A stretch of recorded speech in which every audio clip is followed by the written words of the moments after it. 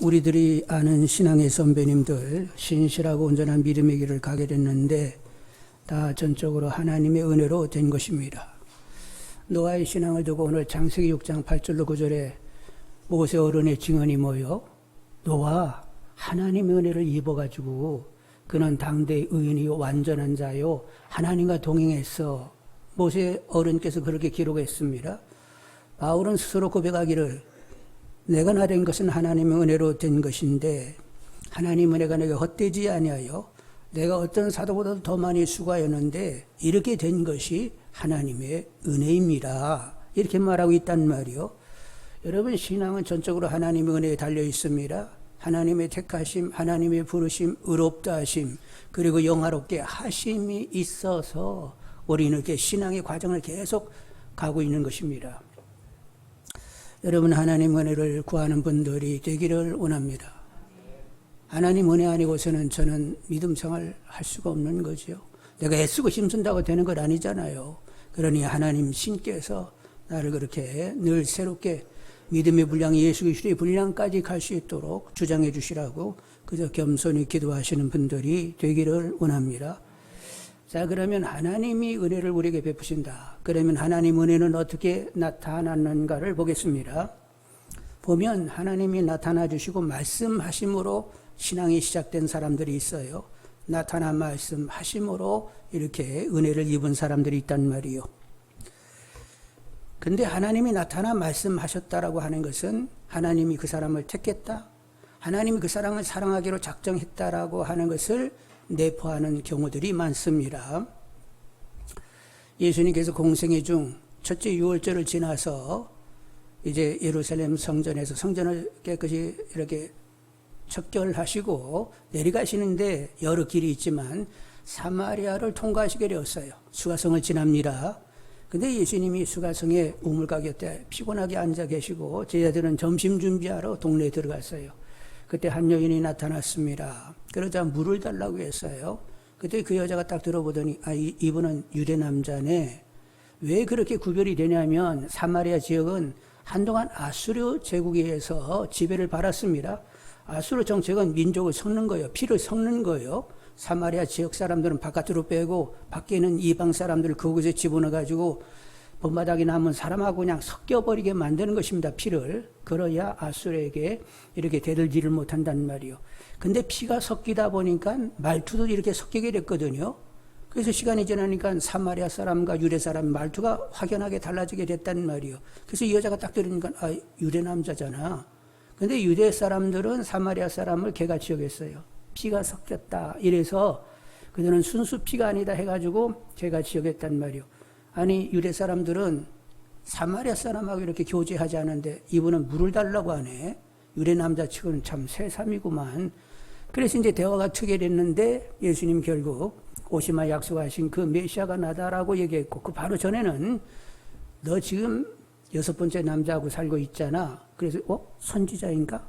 그래서 어디서 예배를 드려야 될지 사마리아 사람하고 유대 사람들이 이렇게 드리는 장소가 다른데 어디냐고 그리심산이요 아니면 예루살렘이요 이렇게 얘기하자 하나님의 영이시니 성령과 진리로 예배하라고 하면서 그 6번째 남자를 가지고 있는 그래서 아직도 불만족인 그에게 진정한 네가 참만족을 가지려고 하면 하나님을 정말로 성령과 진리로 예배하게 되면 심령 깊숙이 영혼을 관통하는 참만족한 삶을 산다고 이렇게 가르침을 주었단 말이요. 그러면서 메시아라고 하니까 이제 예수님 말씀은 그냥 듣는 정도가 아니라 믿음까지 집어넣는 그런 위력이 있습니다. 그래서 믿음이 팍 들어오면서 아니 메시아? 그래가지고 그냥 동네에 뛰어들어서 내가 메시아를 만났다고 나를 만난 분이 메시아라고 외쳤어요. 사람을 늘 피해다니는 여인이 막 동네 한가운데서 외치니까 뭐요 도대체 집중하게 되었고 그 여자를 따라서 우물가에 나오게 되었습니다. 예수님은 사람들에게 말씀을 전하게 되었고 동네 사람들은 선생님 웬만하면 더 계셔서 우리에게 말씀을 주시라고 그래서 이틀을 더 유하면서 말씀을 전하는 가운데 예수님을 그리스도로 믿는 사람이 많게 되었던 거지요. 자, 나타나 말씀하신다고 하는데 여러분 수가성에 예수님이 가셨습니다. 찾아가셨어요. 그리고 우물가에 앉아서 기다리고 계셨습니다. 그 여자가 나타났어요. 그와 대화를 했습니다. 결국 그에게 믿음을 줬습니다. 나타나 말씀하심으로 그 여자는 새로운 삶을 살게 되었던 거지요. 여러분, 이런 일이 우연하게 일어난 거요. 창세전부터 하나님의 계획, 하나님의 섭리적인 경영 가운데 이 일이 있었던 거요. 이건 하나님의 창세전의 계획이요, 섭리적인 경영입니다. 그 여인은 하나님의 은혜를 이렇게 톡톡히 받았어요. 아니, 메시아가 나를 직접 찾아왔다고? 이건 하나님이 나를 택한 것이고 하나님이 나를 관심하신 것이고 하나님이 나를 사랑한다는 증거 아니요? 그렇게 받으면서 그는 완전히 새로운 삶을 살게 되었던 것입니다. 여러분, 사도 바울도 여러분 잘 아실 터인데 예수 믿는 사람을 핍박하려고 쫓아다녔잖아요. 예수가 선지자라고 하면 내가 그냥 봐줄 수 있는데 하나님 아들 구주 예수라고 이런 이단들이 다 있어. 그래가지고 그냥 다 깨끗이 없애려고 했습니다. 그래서 다메섹까지 가게 되었다는 것 아니에요. 근데 다메섹에서 주님이 만나주시게 되었어요. 그러면 정말로 주님이 하나님 아들이고 구주고 주시네? 이렇게 정리가 되면서 그 후에 그는 주와 주의 복음을 위하여 목숨까지 아까우지 않은 사람으로 바뀌게 되었단 말이에요. 여러분, 이렇게 확실한 믿음을 가지려고 하면 이런 놀라운 경험들이 있어야 됩니다. 그래서 많은 간증자들, 어떻게 신앙이 정말로 신앙되는가를 얘기하는 분들 보면 실제 그 간증을 들으면 타기하게 하나님이 이렇게 나를 만나주시고 이렇게 말씀하셨다. 그래서 나는 삶이 완전히 바뀌었다. 이런 간증들이 있단 말이요. 그런데 사실 우리의 신앙의 기본은 뭐냐면 이렇게 성령의 도움을 구하면서 말씀 가지고 신앙을 이렇게 세워가는 것이 기본이요. 여러분, 기본에 충실하기를 바랍니다. 그런데 여러분 생각해 보세요. 지혜와 계시형이신 성령의 도움을 구하면서 성경을 편다하면 믿음이 이게 짧은 사람이 할 수 있는 거예요. 그래도 믿음이 제법 된 사람이 할 수 있는 거예요. 믿음이 제법 된 사람이 할 수 있는 일이란 말이요. 그래서 믿음의 초기에는 하나님이 이런 경험을 허락해 주시는 줄 압니다. 그래서 이렇게 확인하지 않으면 하나님 경험되게 해달라고 기도하시는 분들이 되기를 원합니다. 그러면 하나님이 그 사람 수준, 그 사람의 사정을 알고 적절하게 경험되게 하시면서 확실한 믿음으로 나갈 수 있게 한단 말이요. 그러니까 하나님이 저를 잘 아시니까 어떻게 적당하게 한번 경험될 수 있게 하셔가지고 제대로 이게 믿음의 길을 갈 수 있게 해달라고 기도하시는 분들이 되기를 원합니다. 이 나타나 말씀하심으로 이제 신앙이 시작되기도 하고, 그리고 이제 시작된 사람은 믿음을 계속 강화시키세요. 자라 온전한 믿음이 되도록 예수 그리스도의 분량까지 가도록 계속 키워내시는 줄 압니다. 여러분, 아브라함 믿음의 조상, 와, 믿음 그 양반 대단하다 이렇게 생각하는데 그분 처음에는 믿음이 한 푼도 없었어요. 갈대아 우르에서 살았는데 그 당시 갈대아 우르는 최고의 가장 앞선 문명 도시였습니다. 도시 사람이었어요. 아버지 대라는 우상을 만드는, 이렇게 소지하고 다니면서 소장할 수 있는 우상을 만들었습니다. 그것이 이제 이렇게 가게를 꾸려가는 일이니까 아브라함도 아버지를 도와서 우상을 만들고 있었어요. 근데 어느 날 하나님이 오셨습니다. 그러면서 하나님이 나타나 말씀하시기를, 창세기 12장 1~4절에 여호와께서 아브라함에게 이르시되 너는 너의 고향 친척 본토 아비 집을 떠나 내가 내게 보여줄 땅으로 가라. 내가 너로 큰 민족을 이루고 내게 복을 주어 내 이름을 창대하게 하리니 복이 될지라. 너를 축복하는 자에게 복을 내리고 너를 저주하는 자에게 내가 저주하리니 땅의 모든 족속이 너로 말미암아 복을 얻을 것이라. 이에 아브라함이 여호와의 말씀을 따라갔고, 하나님이 나타나시고 말씀하시는데 그분의 어미 앞에 불순종할 수는 없었어요. 그래서 친밀하고 익숙한 친척들, 친구들 이 관계를 뒤로 하고, 그리고 지금까지 내내 그곳에서 삶의 터전 삼고 살았는데 그 터전을 뒤로 하고 이제 낯선 이방 땅으로 떠나가게 되었던 거지요. 이방에도 다 거민들이 있잖아. 이미 거기 살고 있는 사람. 그들 눈치를 보면서 그러다 보니까 누구만 의지하게 됐다고? 하나님만 의지하고 하나님의 인도와 보호 가운데 그렇게 해서 그는 믿음의 삶을 살게 되었던 거지요. 하나님은 다양한 사건을 통하여 계속 믿음을 자극하셨고 결정적으로는 낳을 수 없는 나이 100세에 이삭을 낳음으로 믿음의 수준이 아주 크게 올라가게 되었던 거지요. 그래서 이제 하나님이 또 믿음을 테스트하게 되었습니다. 시험해 봤어요. 야, 너 이삭을 데리고 가가지고 모리아 산에 올라가가지고 나에게 번제로 드려. 그랬더니 다음날 이른 아침에 그냥 또 산으로 올라가가지고 이 이삭을 바치려고 했단 말이에요. 묶어놓고 그냥 칼로 확 찌르려고 했더니 그리 하지 말라고. 네가 독자 이삭도 아까워하지 않고 나에게 바치는 것을 볼 때 이제서 네가 나를 경외하는 줄 알겠다. 이렇게 시험하시면서 아주 우수한 성적이라고 하면서 합격! 이렇게 하나님께서 선언하시게 되었어요. 근데 왜 이렇게 아브라함이 이삭을 바치려고 했다고요? 죽여놔도 하나님이 다시 살려서 언약을 지켜 가실 것이다. 이렇게 믿었다는 거예요. 히브리서 11장 19절에 그가 하나님이 능히 이삭을 죽은 자 가운데서 다시 살리실 줄을 생각한지라. 비유컨대 그를 죽은 자 가운데서 도로 받은 것이니라. 결국 죽은 자를 다시 살리실 수 있는 하나님이라고 이렇게 믿고 칼을 들어 찔리려고 했던 거지요. 그래서 최우수 성적으로 합격이 되었던 것입니다. 그런데 갈대우르에서는 하나님을 모르고 있었습니다. 믿음 한 푼도 없는 사람이 믿음의 조상이라는 이름을 받을 정도까지 됐는데 누가 다 그렇게 만드셨어요? 하나님의 인내, 여러 가지 생의 위기 가운데 건지시고 보호하시고 믿음을 가질 수 있는 어떤 건들을 만드시고 그리고 결정적으로 100세에 이삭을 낳게 하심으로 정말로 믿음의 조상이 되게 되었습니다. 누가 만드셨다고요? 하나님의 은혜를 입어 그도 믿음의 조상이 된 거지요. 자, 그런데 오늘을 사는 우리들에게는 하나님이 어떻게 은혜를 베푸시느냐 하는 것인데 우리의 믿음을 어떻게 자라가게 하느냐 하는 것인데 일단 기본이 있어요. 성경을 통해서 역사하십니다. 베드로전서 1장 2장 2절에 너희가 거듭난 것은 썩어질 씨로 된 것이 아니요 썩지 아니할 씨로 된 것이니 살아있고 항상 있는 하나님 말씀으로 되었느니라. 우리가 거듭났는데 말씀으로 거듭났다는 거예요. 우리가 거듭나게 한다고 하면 성령이 거듭나게 하신다고 얘기합니다. 맞습니다. 성령이 말씀으로 예수가 구주주인 것을 알게 하고 영접케 함으로 거듭이 나는 거예요. 성령이 말씀 가지고 우리 안에 역사하시는 것입니다.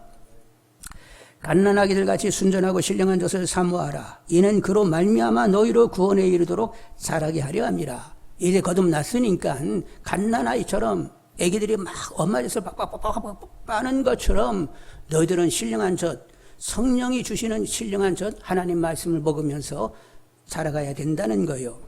여러분, 우리들의 기본은 말씀 가지고 신앙생활을 하는 것입니다. 사도 바울은 이렇게 말씀하셨어요. 디모데후서 3장 15절로 17절에 너 어려서부터 성경을 알았나니 성경은 능히 너로 하여금 그리스도 예수 안에 있는 믿음으로 말미암아 구원에 이르는 지혜가 있게 하느니라. 모든 성경은 하나님이 감동으로 기록된 것으로 교훈과 책망과 바르게 함과 의로 교육하게 유익하니 이는 하나님의 사람으로 온전하게 하고 모든 선한 일을 행할 능력을 갖추게 하려 함이라. 여러분, 하나님의 은혜 가운데 성경과 성경 보고 기도하는 일에 창념하는 경건의 창념함으로 이 생과 내 생에 큰 유익을 가지는 믿음들이 다 되시기를 원합니다. 자, 그런데 이제 우리가 성경으로 이렇게 믿음을 생활을 해야 된다고 하는데 여러분, 이게 성경을 우리나라 말로 된 성경을 내 손에 쥐고 이렇게 읽을 수 있다라고 하는 것이 엄청난 혜택이요. 시대를 잘 만나게 된 거예요. 그동안 성경 그렇게 쉽게 접근할 수 있는 것이 아니었습니다. 여러분, 구약은 히브리어, 신약은 헬라어로 되어 있어요. 그래서 여러분 구약 시대에도 성경을 접하려고 하면 어디로 가야 돼요? 성전이나 회당으로 가야 됩니다. 왜냐하면 그때는 종이를 이렇게 만들기가 어려웠단 말이에요. 그래서 파피루스를 이렇게 만들고 양피로 만드는 두루마리에다가 그걸 적었는데 다 필사를 했습니다. 그리고 성경을 필사하는 일은 아무나 할 수 있는 것이 아니라 정해진 분들이 그 일을 필사를 하는 거예요. 그래서 목욕 깨끗이 하고 필사를 하다가 하나님의 이름이 나오면 멈춰서 하나님께 경배하고 또 이제 필사를 하는 거예요. 그러니까 성경 이 제작이 그게 쉬운 게 아니었다니까요. 아무나 할 수 있는 것도 아니고 건수가 그렇게 많은 것이 아니어서 성전이나 회당에 가야 했단 말이죠. 여러분, 그리고 예수님 이후 시대에는 그러면 성경이 접해졌느냐? 아니요. 로마 제국 시대에는 이제 성경이 라틴어 성경이 있었습니다. 그래서 제국 안에서도 적어도 성경을 가까이 하려고 하면 히브리어, 헬라어, 라틴어를 알아야만 성경을 볼 수 있는 거예요. 그래서 이제 사제들이 성경을 보게 되는데 공부 못한 사제들은 못 보고 아주 공부를 충실히 해서 히브리, 헬라어, 라틴어를 아는 사제가 그걸 볼 수 있었다는 거예요. 그러니까 사제들도 그렇게 쉽게 보는 성경이 아니었다니까요. 그러니 일반은 아예 성경에 접근할 수가 없었던 것입니다. 자, 그러면 우리가 모국어로, 영국 사람은 영어로, 프랑스 사람은 프랑스어로, 독일 사람은 독일어로, 스페인 사람들은 스페인어로 자기 나라 말로 번역된 성경을 가지고 볼 수 있게 됐다. 언제부터? 종교개혁이 일어나고 그 종교개혁이 일어날 때 또 금속 활자가 만들어져서 인쇄술이 발달하게 되었어요. 이게 맞물리면서 각자 성경으로 돌아가야 된다. 종교개혁자들의 기본 입장이 성경으로 돌아가야 된다. 성경을 보면서 믿음 생활해야 된다는 이런 기본 입장이 있어서 모국어로 다들 이제 번역하기를 시작을 했습니다. 그리고 금속 활자가 만들어지니까 이게 판을 계속 찍어낼 수 있게 되었던 거예요. 그래서 이제 성경을 사람들이 각자 개인적으로 가지게 되었는데 그것이 1500년대예요. 그러면 구약시대 분들도 성경 접하기가 어려웠고 신약에 들어와서도 1500년간은 성경을 접할 수가 없었던 겁니다. 그런데 이제 1500년 이후서부터는 성경을 접하게 되었는데 우리나라는 언제 성경이 우리 글로 이렇게 만들어졌어요? 1880년대에 우리 글로 이제 성경이 만들어지기를 시작을 한 거예요. 그래서 지금은 이제 하시라도 우리가 얼마든지 성경을 펴가지고 읽을 수 있게 되는데 우리가 좋은 시대에 태어나게 된 것입니다. 그 이전에는 성경이 이렇게 가까이 접근이 안 됐다니까요. 근데 지금은 하시라도 이렇게 성경을 볼 수 있잖아요. 집에 가면 막 성경이 몇 권씩 있잖아.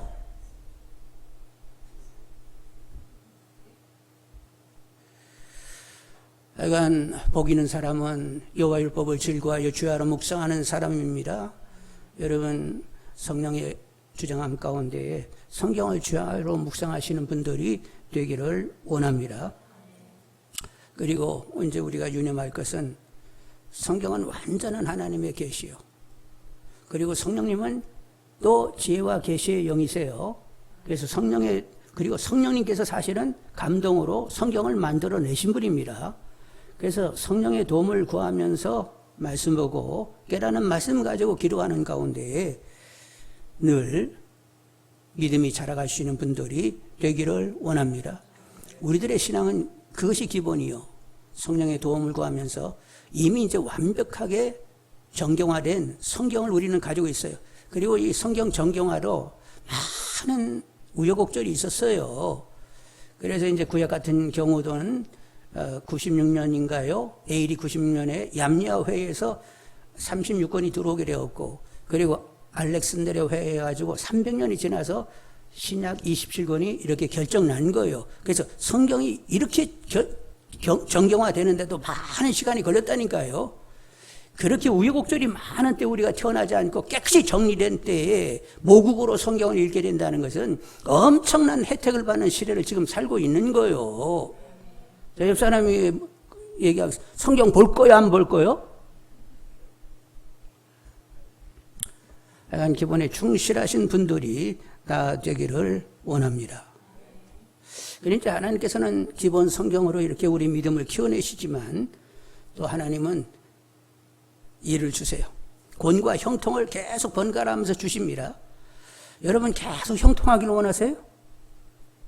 그럼 믿음 계속 미끄러지게 되어 있어요. 나태하고 긴장감이 떨어지게 됩니다. 그래서 곤고를 계속 허락해 주세요. 그래서 긴장하면서 하나님을 계속 바라보게 만들어내시는 것입니다.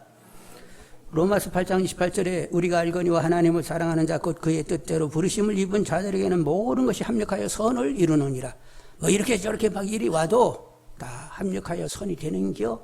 다 믿음을 이렇게 견고하게 갖게 하기 위하여 이렇게 하시는 거요. 이렇게 받는 분들이 다 되기를 원합니다. 야고보 5장 13절에는 너희 중에 고난당하는 자가 있느냐? 그는 기도할 것이요. 즐거워하는 자가 있느냐? 그는 찬송할지니라. 고난당하면 어떻게 하라고요? 기도함으로 하나님을 바라보고, 형통한 때는 찬송함으로 하나님을 바라보고, 온전한 신앙은 뭐요? 계속 하나님의 얼굴을 구하면서 하나님의 얼굴을 바라볼 수 있는 것이 온전한 믿음이 되는 것입니다. 여러분 하나님만 바라보시는 분들이 되기를 원합니다. 쉬지 말고 기도하라. 이는 그리스도 예수 안에서 너희를 향하신 하나님의 뜻이니라. 하나님의 뜻은 쉬지 말고 기도하는 것. 계속 하나님 얼굴을 바라보는 데 있습니다. 여러분은 누구 얼굴을 쳐다봐야 막 마음이 편안하고 막 엄판 좋아요? 네? 인간마당에서는 손주애들이지. 그 외에는 별로 없어.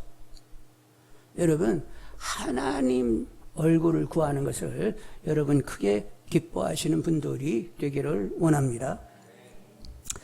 그래서 여러분 하나님 은혜로 하나님을 항상 바라보고 하나님 말씀 따라 선하게 사시면서 또 하나님의 뜻이 이루어지기를 기도하면서 하나님의 이름을 높이는 하나님의 자녀들로 이렇게 믿음이 잘 자라가시는 분들이 되기를 원합니다. 자, 이렇게 하나님이 나타나 말씀하시고 하나님이 이렇게 자라게 하시는데 또 하나님께서는 당신과 우리가 이렇게 동행하기를 원하세요. 이렇게 동행된다는 것이 또 은혜입니다. 근데 여러분 동행이라는 말을 잘 이제 여러분 생각하셔야 되는데 동행한다. 근데 우리가 앞에 가서 막 설레발치면서 하나님 따라오세요. 뭐 이건 동행이 아니고 하나님이 가시면 하루 이렇게 뒤따라가는 것이 동행이요. 결국 하나님이 주도하시고 하나님의 인도함 가운데 하나님을 따르는 것이 그것이 동행이 되는 것입니다. 자, 이스라엘 백성들이 출애굽하여 광야에 나갔습니다. 어느 때는 행군하는 거예요? 성막에서 구름이 떠오르면 행군하는 것이고 구름이 멈추면 거기다 진을 치라는 것이었습니다. 그러니까 광야길에 백성들을 누가 인도했어요? 모세가 했어요? 하나님이 하셨어요? 하나님이 하셨어요. 바울이 2차 전도여행을 갑니다. 바울은 계획이 소아시아 수도 에베소 가면 거기에는 많은 사람들이 출입하니까 거기서 복음을 전하면 많은 역사가 일어나겠지. 그래서 에베소로 가려고 했는데 막 성령이 다 막으셔가지고 마게도나 빌립보로 직행하게 했습니다.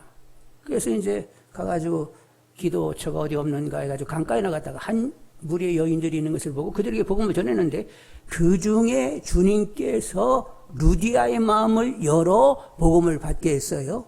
그러면서 이제 그 집에서 빌립보 교회가 개척이 되게 되었습니다. 하나님은 때를 정하시고 그리고 하나님이 원하는 장소에서 하나님이 원하는 일이 일어나기를 원하시는 분입니다. 그래서 이미 하나님은 장소 전에 계획을 세울 때에 바로 그 시각에 루디아가 복음을 받고 그리고 그 집에서 교회가 개척되기를 이미 계획을 세우신 거예요. 그래가지고 다른 데는 못 가게 하고 그냥 그리 빌립보로 직행해가지고 결국 루디아가 믿게 되고 그 집에서 개척이 되게 되었던 거죠. 하나님은 이렇게 치밀하신 분이라는 사실을 여러분 인정할 수 있는 분들이 다 되기를 원합니다. 하나님의 때에 하나님 원하는 장소에서 하나님 원하는 바로 그 일이 이루어지기를 늘 기도할 줄 아는 분들이 되기를 원합니다. 하나님 굉장히 주도면밀하신 분이요. 자, 너에게 방주 지어라. 앞으로 이제 홍수 심판이 있다. 너무 사람들이 패역해 부패해서 그러시면서 방주를 지으라고 했는데 네가 좀 한번 아이디어를 내가지고 한번 만들어봐. 이렇게 던져놓는 것이 아니라 창세기 6장 14절에 16절에 보면 너는 고페로 나무로 너를 위하여 방주를 만들되 그 안에 칸들을 막고 역청을 그 안에 칠하라. 내가 만들 방주는 이러하니 그 길이는 300규빗, 넓이는 50규빗, 높이는 30규빗이라. 거기에 창을 내되 위로부터 한 규빗 내고 그 문을 옆으로 내고 상중하 3층으로 할지니라. 어떻게 방주 만들어 그래 놓고는 야 네가 한번 좀 이렇게 좀 생각해봐라 이런 분이요. 그거까지도 그냥 식양까지도 하나님이 딱 제시하는 거예요. 하나님이 이런 분이라는 것을 세밀하게 주도하시는 분이라는 것을 늘 생각하시는 분들이 되기를 원합니다. 자, 예수님의 경우를 보겠습니다. 예수님은 하나님과 동행한 분이요, 동행하지 않은 분이요? 그분처럼 동행한 분이 어디 있어요? 하여간 예수님은 깨끗이 동행을 했단 말이요.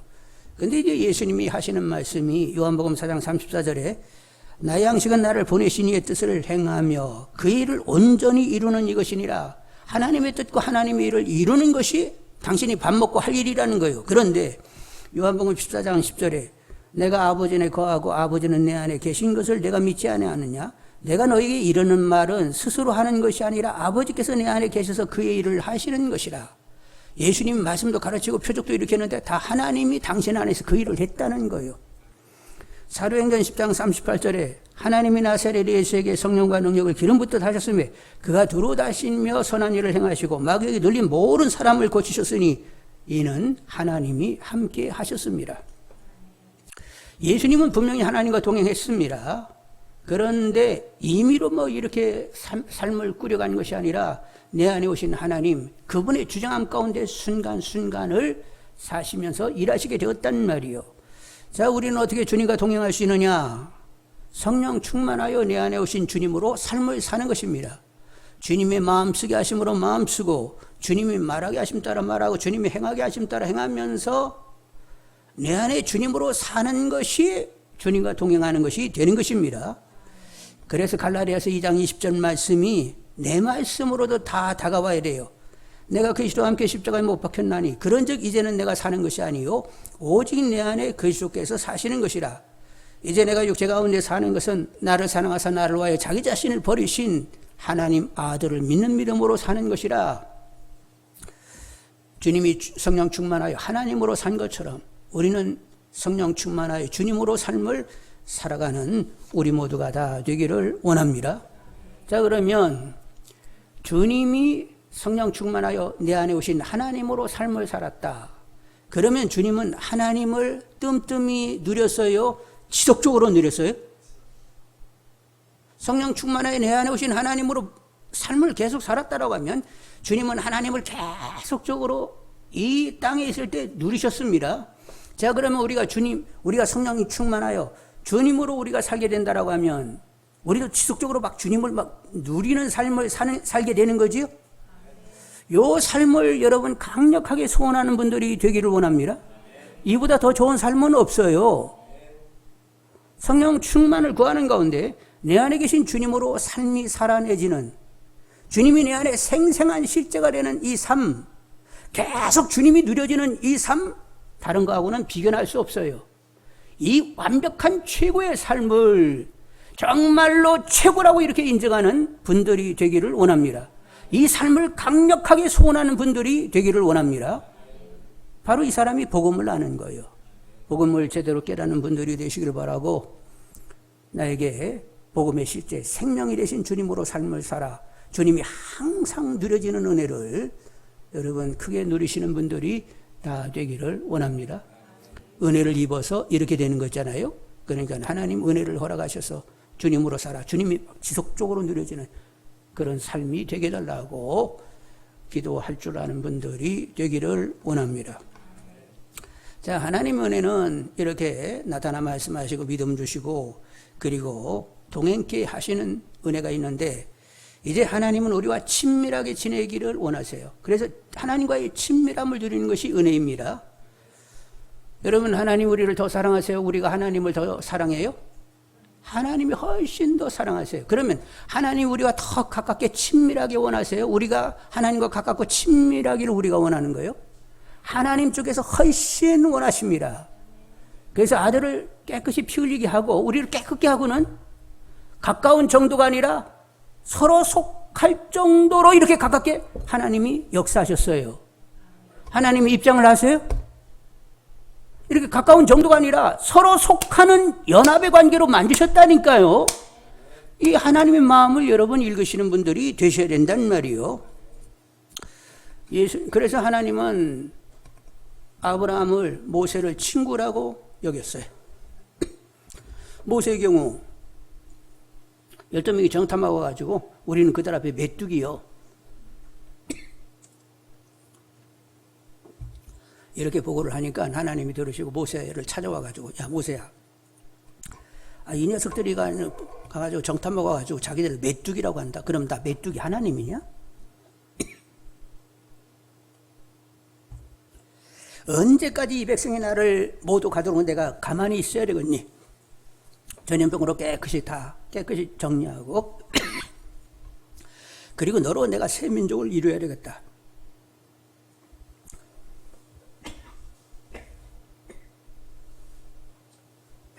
죄송합니다. 그랬더니 모세가 뭐라고 해요? 아이고 그래요, 다 없애버리고 이제 저를 통하여 민족을 세우시죠. 이랬어요? 하나님 안 돼요. 그러면 하나님 이름이 실추된다고요. 아니 그렇게 어렵사리 애굽에서 끄집어내가지고 광야에다 다 파묻는 하나님, 진짜 이거 뭐야, 개그하는 거예요 뭐야, 이러면서 하나님 이름이 실추되면 안 된단 말이오. 그러니까 하나님 참으시라고. 그래요? 그럼 참자야. 네 말도 일리가 있어. 그러면 40일 정탐하고 돌아왔으니까 그 연수로 계산해가지고 지금 이제 여기 가레스 바네가 오는데 2년 가까이 됐으니까 나머지 38년간 뺑뺑이를 돌려가지고 1세대는 완전히 지그들 말대로 이 땅에 묻어버리고 2세대를 데리고 들어가게 되면 이름이 실추는 안 되겠지? 그래서 이제 그렇게 하게 되는 거예요. 그래서 하나님은 모세하고 이렇게 얘기할 때 아주 그냥 격없이 막 이렇게 서로 속마음을 얘기했잖아요. 번시 하나님이 그런 분이라니까. 하나님은 사랑이기 때문에 친밀하고 가까이 두기를 원하고 가까이 가지고도 안 돼가지고 서로 연합을 도모하셨단 말이요. 예수님도 뭐라고 했어요? 제자들에게 너희들은 종이 아니고 친구니까 하늘나라의 비밀을 내가 다 얘기하는 거야. 그리고 나는 너희들 친구를 위하여 목숨을 버리는 거야. 이렇게 얘기하셨단 말이요. 여러분, 하나님이 원하는 것은 친밀하게 지내는 것을 원하시는 줄 압니다. 그러니까 하나님과 나 마음 통하고 친밀하게 지낼 수 있게 해주세요. 늘 기도하는 분들이 되기를 원합니다. 아니 자식은 믿는데 아버지하고 적당한 거리를 두고 보면 막 무서워하는 이런 자식을 아버지가 쳐다보고 있으면 이거 좋은 거예요, 안 좋은 거예요? 왜 쟤는 저러지? 그럴 거 아니에요. 근데 자식놈이 막 아버지를 좋아하고 막 친밀하게 농담도 했었고 엉겼었고 그러면 좋아요, 안 좋아요? 좋겠죠? 근데 우리 제 아는 보면 살살 이렇게 농담하고 엉기려고 하는 이놈의 새끼가. 근데 말로는 이러지만 속으로 좋아, 안 좋아? 엄판 좋아. 겁나게 좋다니까. 하나님은 사랑이세요. 그래서 아들 예수를 희생하면서 예수를 영접함으로 다 우리 안에 오셨어. 그래서 이렇게 연합됐다니까. 이건 친밀 정도가 아니라 완전한 일치를 하나님 원하신다니까요. 이런 하나님의 기본을 하시고 하여간 마음 통하고 친밀하게 그리고 연합함으로 삶의 영역에 될 수 있게 달라고 기도하는 분들이 되기를 원합니다. 그리고 하나님의 은혜는 이 지상에서 천국을 누리는 데 있습니다. 여러분, 노아가 방주에 들어갔습니다. 그리고 막 비가 억수같이 내렸어요. 천둥 번개가 치면서 얼마나 비가 쏟아지는지. 근데 천둥 번개 그리고 억수로 비가 쏟아지는 가운데 노아 가정은 이 심판날에 우리를 구원하신 하나님, 밖에 소리가 크면 클수록 더 감격으로 노래하게 되었단 말이에요. 그래서 방주 안에서 막 천둥 번개 억수로 쏟아지는 빗소리를 들으면서 하나님 우리를 이렇게 구원해 주셨네. 이 무서운 심판 가운데 우리를 구원하셨다고 하면서 그들이 노래를 했단 말이에요. 그런데 여러분들은 지금 방주에 들어와 있습니다. 예수 안에 들어온 것은 방주 안에 들어온 것입니다. 여러분은 예수 품 안에 있습니다. 품을 느끼게 해 주시라고 기도하면서 항상 주님을 노래할 수 있는 분들이, 하나님의 구원을 날마다 노래할 수 있는 분들이 다 되시기를 원합니다. 여러분, 바울은 늘 환난과 시련과 핍박과 기근과 그리고 언제 칼에 맞아 죽을지도 몰라요. 그리고 육체의 가시까지, 질병까지 가지고 있었어요. 그런데 그는 그런 환경에서 조금 더 흔들림이 없었어요. 왜? 하나님과 주님의 이름이 임마누엘인데, 임마누엘이 그냥 이름이 아니라 함께하심이 생생한 실제였어요. 그래서 환난과 시련과 핍박, 기근, 그리고 적신, 칼, 그리고 질병, 그 가운데도 그는 조금 더 하나님이 항상 생생한 실제로 함께 하시니까 그는 조금 더 그런 일에 흔들림이 없이 그는 믿음의 길을 가게 되었던 거지요. 모든 것으로부터 자유하는 천국인의 삶을 그는 살았습니다. 항상 하나님을 노래하는 사람이었어요. 빌립보옥에 갇혔습니다. 귀 들려 점치는 여종을 거쳐주었다고 해가지고 결국 그 주인들이 고발하여 로마 풍속을 우리가 받지 못할 풍속을 전한다고 반사회적인 인물이라고 해가지고 매 엄청나게 맞고 발에 차고 차여가지고 감옥에 들어갔어요. 근데 신라와 더불어 기도하고 노래하기를 시작을 했단 말이요. 어떻게 노래가 가능해요? 주의를 한다고 해서 이렇게 엄청나게 매맞았는데 무슨 노래예요? 하나님이 함께 하신 선과 신실을 한 번도 의심한 적이 없어요. 그렇게 그의 믿음이 그렇게 만들어졌습니다. 그래서 하나님을 찬양했더니 여지없이 하나님이 임재했어요. 막 지진이 일어나더니 옥토가 흔들리고 막 문이 다 열리고 발에 차고 매인 것들이 다 풀리게 되었습니다. 생생한 하나님의 실제를 경험하고 있는 거죠. 그런 경우들이 그의 삶 가운데 계속적으로 나타났기 때문에 그는 하나님은 생생한 실제, 임마누엘이 그냥 홍에 치는 임마누엘이 아니라 생생한 임마누엘이었어요. 그래서 어떤 환경에 있든지 그는 촉한 마음으로 늘 하나님을 노래하면서 천국 생활을 살게 되었던 거지요. 여러분, 하나님이 생생한 실제가 되면 여러분 노래하게 되는 것입니다. 흐리멍텅하게 계신 거요, 안 계신 거요, 나를 사랑하는 거요, 안 하는 거요, 이러면 천국 경험할 수 없어요. 하나님이 생생한 실제, 성령으로 부어지는 하나님의 사랑이 부어지고 있다고 이렇게 확신이 되면 그냥 그 심령이 모든 것부터 자유하는, 노래하는 천국인의 삶을 살게 되는 것입니다. 그러니까 희미한 이런 믿음 가지고 뭐 천국을 누린다, 거짓말 하지 말고 하나님은 임마누엘이신데 자기 백성과 함께 하시는 분인데 생생하게 나와 함께 하신다, 나를 정말로 사랑하시네, 이게 확신되는 분들이 되셔야 된다는 말이요. 그렇게 되게 해달라고 기도하셔서 되게 하시는 분은 또 그분이네. 내가 너와 함께 하잖아 하고 그분이 확신 주기 전까지는 아무도 확신할 수가 없는 거예요. 그래서 하나님이 생생한 실제 임마누엘로 나와 함께 하시고 나의 삶을 이렇게 돌보시고 주장해 가시는, 다스리는 것이 확연한 가운데 여러분 모든 것으로부터 자유하는, 질 가운데서 진정 자유를 누리는, 그리고 항상 기쁜 천국인의 삶을 사시는 분들이 다 되기를 원합니다. 아무리 코로나 바이러스가 뭐 이러고 저러고 해도 하나님을 노래하시는 분들이 되기를 원합니다. 하나님의 사람들 온전한 사람들 아니에요. 노아는 술에 크게 취하여서 결국 둘째 아들을 저주하고 말았습니다. 아브라함도 믿음이 없었어요. 다메섹 사람 자기 집에서 길리온 엘리에셀로 후사를 삼으려고 했고, 애굽 여인 하갈에서 난 이스마엘로 후사를 삼으려고 했습니다. 모세도 막 분을 견디지 못해서 반석을 후려쳐가지고 하나님의 거룩함을 드러내지도 못했다 해가지고 가나안에 못 들어갔어요. 바울과 바나바도 막 대판 붙어가지고 그냥 싸웠습니다. 근데 다 이런 이들의 체질을 하나님은 이미 아시고 사랑하기로 작정했기 때문에 그들이 그런다고 실망하지 않아요. 그 체질을 이미 아신다니까요. 그리고 사랑하시기로 작정했기 때문에 소망 중에 끊임없이 그들에게 변화를 허락하시며 정말로 믿음의 길을 갈 수 있도록 하나님이 그들에게 은혜를 베푸시게 되었던 거지요. 노아도 바울도 하나님이 이 은혜를 입어서 나의 나된 것이 하나님의 은혜라고 이렇게 고백하게 됐는데, 우리도 믿음의 길을 온전히 가기 위해서 더욱 하나님 은혜를 구할 수 있는 분들이 다 되기를 원합니다. 여러분 안에 변화를 보시면서 여러분의 심령이 하나님 원하는 심령으로 바뀌어가는 것을 보면서 나의 나된 것이 하나님의 은혜라고 하나님을 바라보면서 고백할 수 있는 분들이 되기를 원합니다.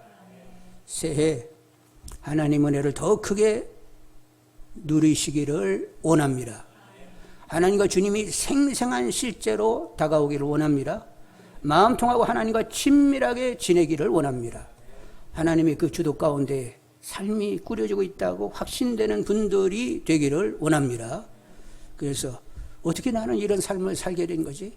나의 나된 것은 하나님의 은혜입니다 하고 하나님을 바라보며 기쁘게 고백할 수 있는 분들이 다 되시기를 원합니다.